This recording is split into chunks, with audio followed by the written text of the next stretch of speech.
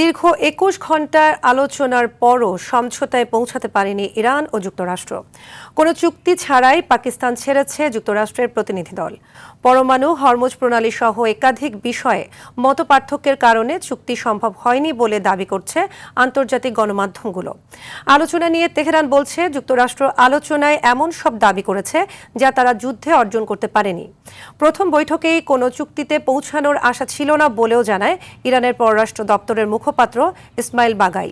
চুক্তি না হলেও যুদ্ধবিরতি বজায় রাখতে আহ্বান জানিয়েছে পাকিস্তান।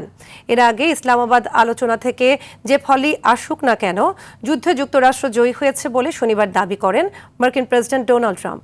এদিকে চলমান আলোচনার মাঝে লেবানন ও ফিলিস্তিনে ভয়াবহ হামলা চালিয়েছে ইসরায়েল।